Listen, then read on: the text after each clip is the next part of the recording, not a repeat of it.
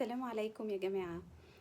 ليه بعض الناس ممكن يشوفوا إنه الهزيمة هي آه سبب للحزن أو للتوتر أو للانعزال عن الناس.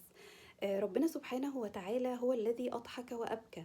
يعني إحنا ما ينفعش نبقى في حياتنا طول الوقت ولا فرحانين ولا زعلانين، ما ينفعش نبقى في حياتنا طول الوقت كسبانين ولا نبقى في حياتنا طول الوقت منهزمين. لازم الميكس ده عشان يعرفنا قيمة كل حالة منهم. يعني في مميزات للهزيمة يا جماعة، وهي إنها بتخلينا نتعرف على نقاط الضعف اللي عندنا ونشتغل عليها ونحولها لنقاط قوة تساعدنا على المكسب في المرة اللي بعدها. وسبب تاني بيخلي للهزيمة مميزات، وهي إنها بتخلينا نحس بقيمة الوقت اللي ممكن نكون كسبانين فيه، أو تكون بتخلينا نحس بقيمة الفرح.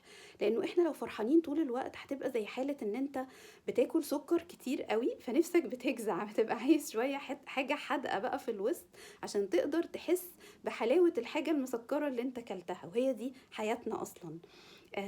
احنا بنبقى محتاجين الحاجة اللي نتعلم منها، وهي بتبقى أوقات الشدة أو أوقات الخسارة أو أوقات الهزيمة، عشان دي اللي بتخلينا لما يجي وقت المكسب يبقى هو ده وقت الفرح، فنحس بحلاوة الفرح. ف...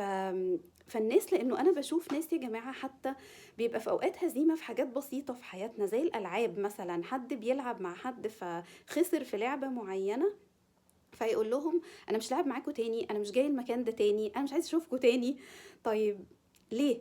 والشخص ده لو هو طفل لازم نكون واخدين بالنا، والده او والدته، انه هيكبر يبقى شاب مراهق بنفس طريقة التفكير، وهيبقى وهو شخص أدلت ناضج بيفكر بنفس الطريقة. فهنلاقيه لما بيعدي بمراحل صعبة في حياته مش بيبص على ازاي ممكن أتعلم منها، على قدر ما بيبقى بيفكر ازاي أبعد عن الناس عشان أنا مكسوف من شكلي قدامهم لأني خسرت. طيب